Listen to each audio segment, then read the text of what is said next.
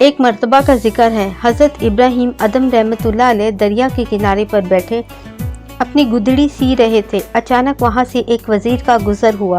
اس نے حضرت ابراہیم ادم کو اس حالت میں دیکھا تو بڑی حیرت کا اظہار کیا اور کہنے لگا، کس قدر عظیم سلطنت کے مالک ہیں اور فقیری کو اختیار کر رکھا ہے۔ بادشاہ ہو کر فقیروں کی طرح گدڑی سی رہے ہیں، جبکہ ادھر ان کے نہ ہونے سے سلطنت برباد ہوئی جا رہی ہے۔ حضرت ابراہیم ادم رحمۃ اللہ نے کشف کے ذریعے سے اس کے دل کی بات معلوم کر لی اور اس کو اپنے قریب بلایا۔ وہ وزیر آپ کے قریب آیا تو آپ نے اس سے فرمایا، تو نے اپنی سمجھ کے مطابق بات کی ہے۔ اس کے بعد آپ نے اپنی سوئی دریا میں پھینک دی اور پھر بلند آواز سے پکارا کہ میری سوئی مجھے دو۔ اچانک دریا کے اندر سے ہزاروں مچھلیاں اپنے منہ میں سونے کی سوئی دبائے ہوئے پانی سے باہر نکلیں۔ حضرت ابراہیم ادم رحمۃ اللہ نے پھر آواز دی، اے اللہ، مجھے صرف میری سوئی چاہیے۔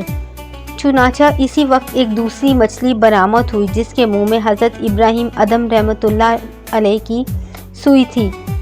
آپ نے سوئی اس مچھلی سے لے لی۔ اس کے بعد آپ نے اس وزیر کی طرف توجہ کرتے ہوئے فرمایا کہ یہ بادشاہی اچھی ہے یا وہ حقیر سلطنت کی بادشاہی؟ پھر خود ہی فرمایا، یقیناً یہ بادشاہی حقیقی بادشاہی ہے اور سب سے اچھی ہے۔ یہ سن کر اور دیکھ کر وزیر نے معذرت کی اور اپنی راہ پر چل دیا۔